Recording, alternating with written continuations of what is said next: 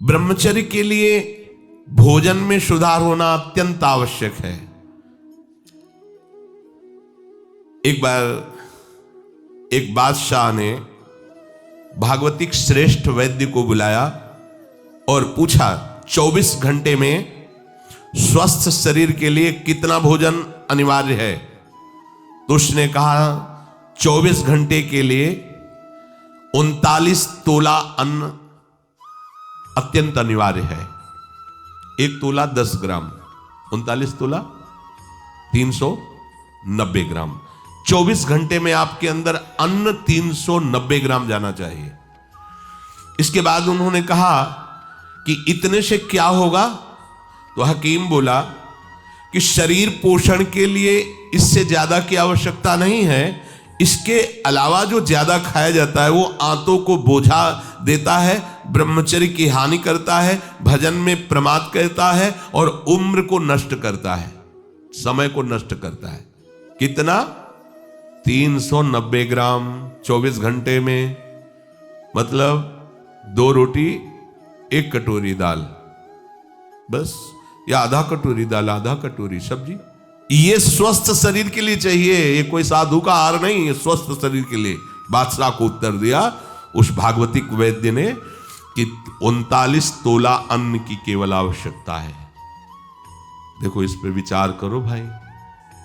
390 ग्राम 24 घंटे में अन्न जाना चाहिए। इसके बाद थोड़ा दूध हो गया, थोड़ा पानी हो गया। 390 ग्राम मतलब 400 ग्राम भी पूरा नहीं, 24 घंटे में, दिन रात में। और इससे शरीर स्वस्थ रहेगा और आपकी आध्यात्मिक शक्ति बढ़ेगी। वही तो हम बार बार सत्संग में कहते हैं, ज्यादा भोजन जो है ये ठीक नहीं है और उचित भोजन लीजिए। तो आज ये उचित भोजन का भी प्रमाण मिल गया कि 39 तोला भोजन करना है। देखो करके देखो एक बार, 39 तोला दोपहर में और 39 तोला शाम के, तो 2 बार में कर लीजिए। उपासक को आहार के लिए सावधान। इसके अलावा जो कुछ खाया जाता है वो सिर्फ हाथों को बोझा ढोने का काम दिया जाता है। 2 बार में संभल करके बुद्धिमान भाग्यवान उपासक इतने अन्न का ही सेवन करता है। 2 बार में 39 तोला की बात कह रहे हैं, 2 बार, बुद्धिमान और भाग्यवान। और महामूर्ख और अभागा वो अधिक भरता है आंतों में। इसमें वाणी जी में लिखा महामूर्ख है वो, क्योंकि बेमतलब बोझा भरे जा रहे। देखो भोजन तुम्हें तार देगा और भोजन तुम्हें मार देगा। तंदुरुस्ती के लिए, स्वस्थता के लिए और भजन के लिए जितना बताया गया उतना ही भोजन करना चाहिए। जीने के लिए खाओ, खाने के लिए मत जियो। तो ये कोशिश करो। एक टाइम के लिए 39 तोला और दूसरे टाइम हम वैद्य जी एक दिन एक बार के लिए कहे ना, 24 घंटे में 2 बार को इसको विभाजित कर दे, तो इसे हम छूट देते हैं। 400 ग्राम अन्न दोनों टाइम ले लो, 800 ग्राम होता है। ठीक है, एक बार देखो ना करके, बहुत शांति मिलेगी, इससे लाभ मिलेगा। सच्ची बात मानना, भोजन का बहुत बड़ा प्रभाव होता है। ठीक है, अब इसमें कह रहे हैं कि आहार में क्या लेना है। वजन तो तय हो गया। अब आहार में कह रहे हैं कि सात्विक आहार ही ब्रह्मचर्य को पुष्ट करता है, नहीं तो ब्रह्मचर्य को नष्ट कर देता है। राजसिक और तामसिक आहार ब्रह्मचारी व्रत निर्वाह के लिए नहीं लेना चाहिए।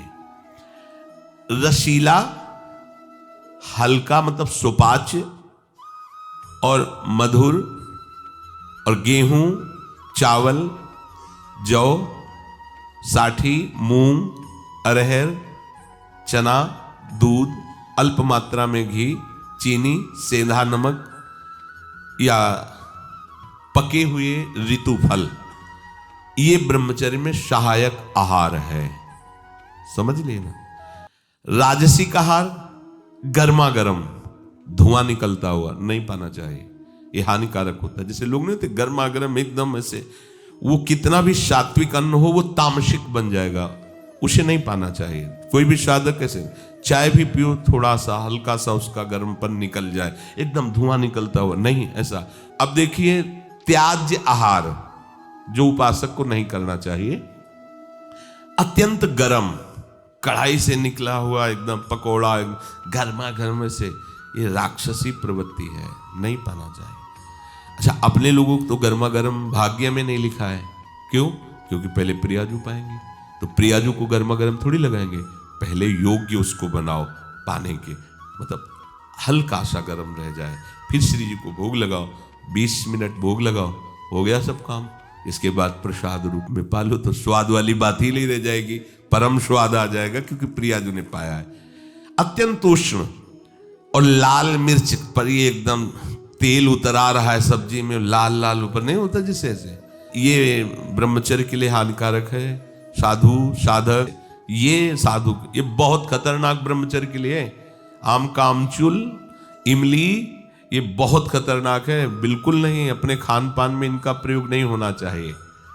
और अत्यंत तेल युक्त गरिष्ठ पूड़ी, कचौड़ी, मालपुआ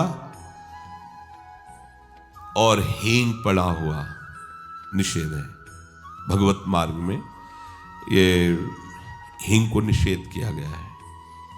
जो 4 जगह उस ब्रह्म हत्या को विभाजित किया गया, वो शास्त्र में पढ़ा।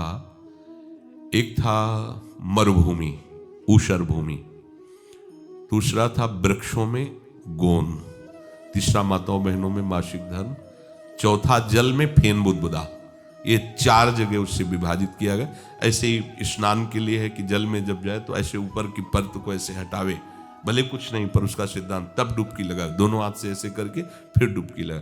ऊषर भूमि में किसी भी मंगल अनुष्ठान के लिए निषेध किया गया है, और वृक्षों की गोंद परमार्थिक उपासकों के लिए निषेध किया गया है, इसीलिए इसमें हींग को भी निषेध कर रहे हैं।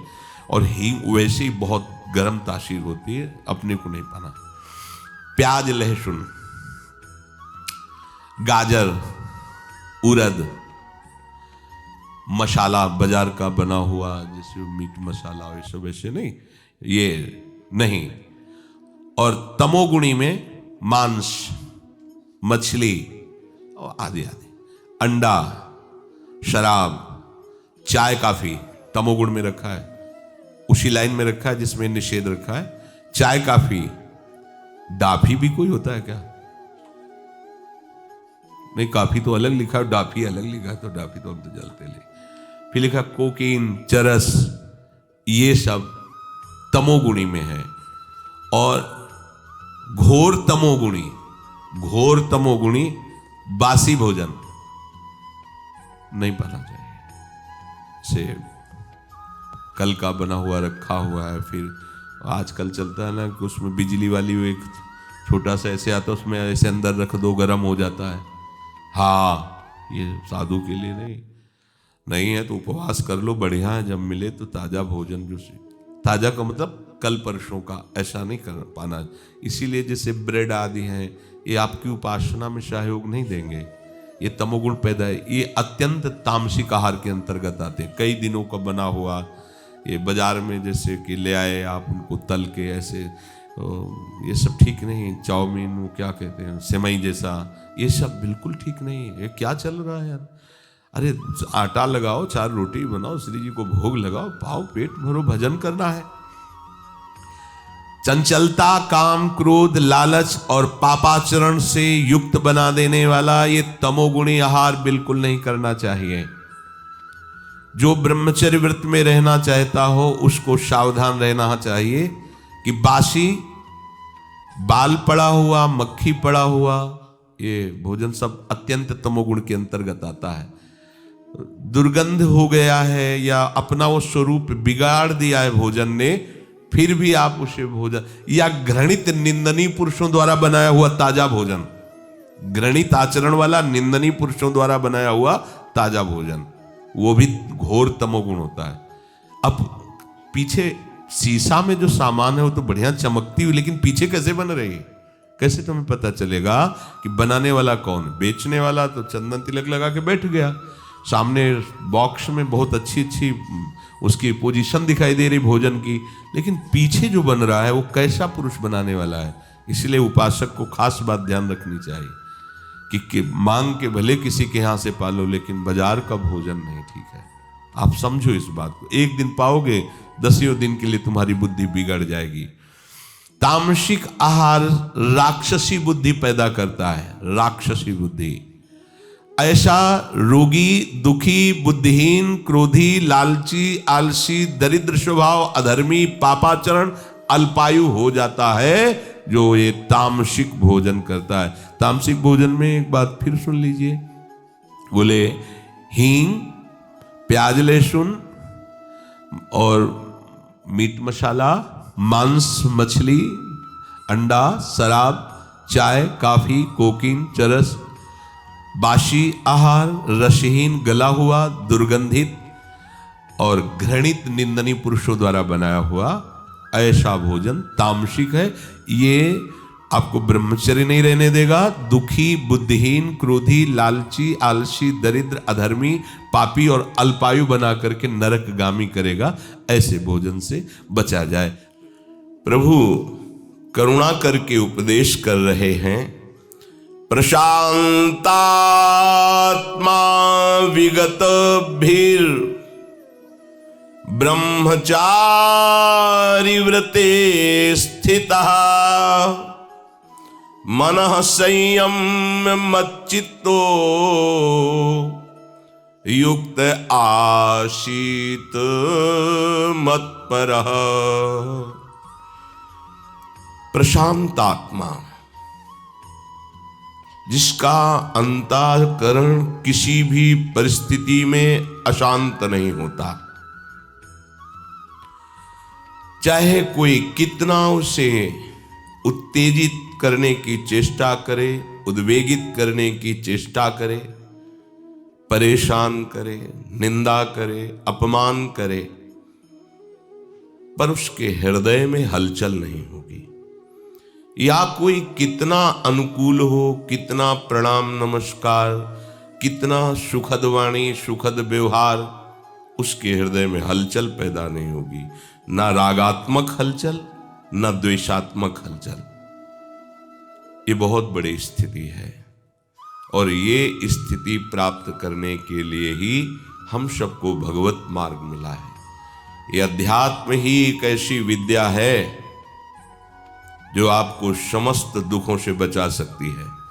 और तो कितनी भी विद्या पढ़ लो, वो मायाकृत भ्रमात्मक सुखों को दिखा देगी जो दुख योनया है, जो दुखालयम के अंतर्गत है, और दुख ही दुख अनुभव कराएगी। एकमात्र आध्यात्मिक विद्या ही ऐसी है जो हर शरीरधारी को शांति प्रदान कर सकती है। जो अध्यात्म से नहीं जुड़े हैं उनके जीवन में कोई भी विकास या प्रकाश नजर नहीं आएगा। आपको सांसारिक उन्नति देखने को मिलेगी, लेकिन उनके हृदय में शांति, संयम, आनंद ये खोजने पर भी नहीं मिलेगा।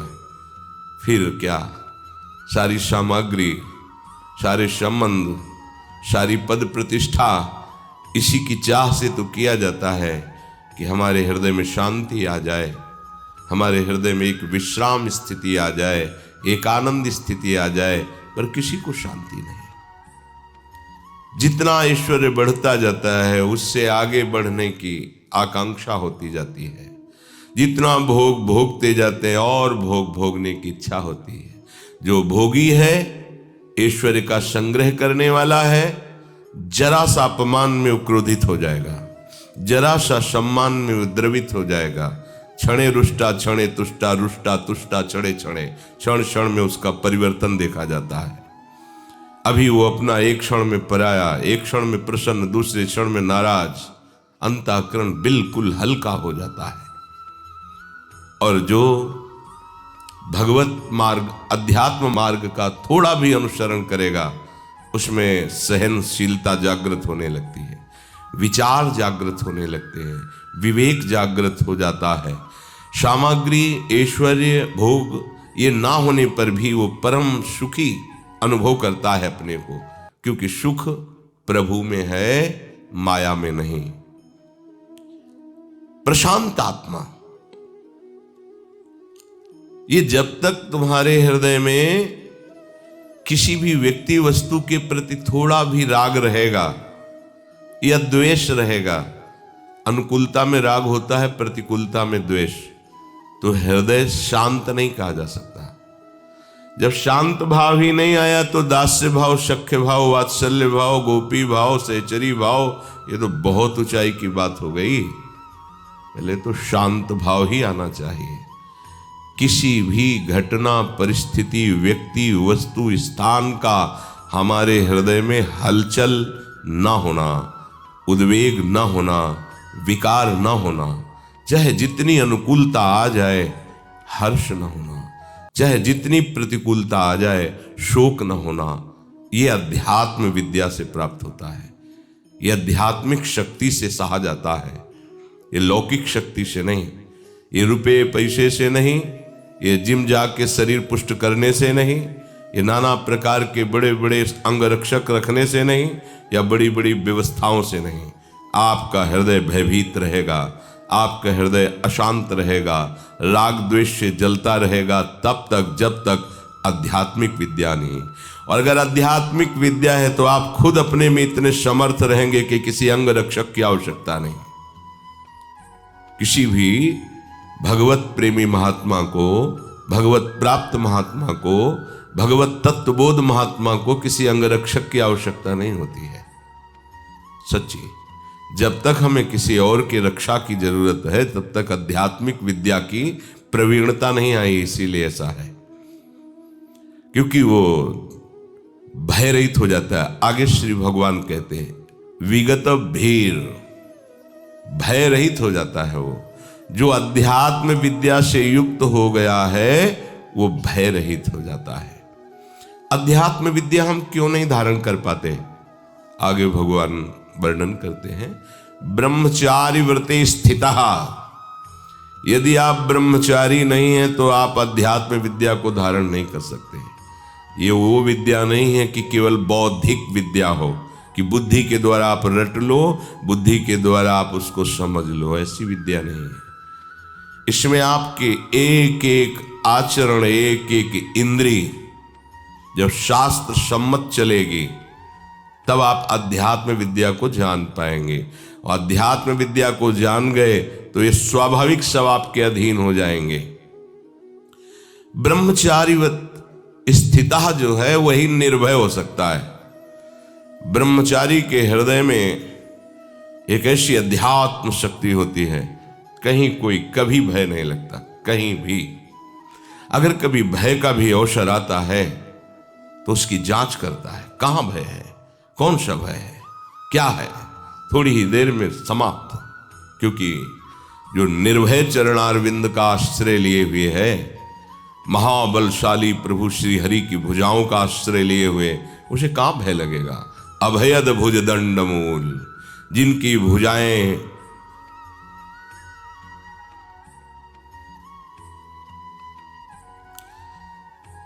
शरणागत को अभय प्रदान करने के लिए फड़कती रहती है। अजान बाहु अमित बलशाली प्रभु श्री कृष्ण अपने भक्तों की रक्षा के लिए हर समय उनकी भुजाएं फड़कती रहती है, जो उनके चरणों का आश्रित होता है। शरणागत अभय विरद पतित पावन बाने, व्यास से अति अधम आतुर को न समाने। स्वामी के गोरे चरणारविंद का अद्भुत प्रभाव, अद्भुत शक्तियां अपने शरणागत की रक्षा करती रहती है। राधा किशोरी के ही अंश से जितनी महाशक्तियां हैं, कामाख्या, दुर्गा, अंबा, चामुंडा, ये महान महान शक्तियां सब लाडली जी के एक अंश से प्रकट हुई हैं। स्वामी जी के गोरे चरणारविंद में अनंत शक्तियां वास करती हैं, जिन चरणों को स्वयं महाबलशाली प्रभु श्री कृष्ण दैन्य होकर दुलार करते हैं। इन चरणों का जो आश्रय लिए हुए है, हाँ, शरणागत अभय विरद पतित पावन बाने। चाहे जितना कोई पतित हो, श्री राधा किशोरी के चरणों का आश्रय ले लिया तो अत्यंत दयालु, कृपालु, वात्सल्य समुद्र लाडली जू उसका कभी त्याग नहीं करती है। पतित पावन बाने, पतितों को पावन कर देना इनका स्वभाव है, इनके चरणों का प्रभाव है। भयभीत को अभय कर देना, चाहे जितना कोई अधम क्यों न हो, एक बार हमारी लाडली की शरण में आ जाए, हृदय से आ जाए, अन्य ठौर ना रखे, तो बस हो गया, हो चाहे जैसा भी हो।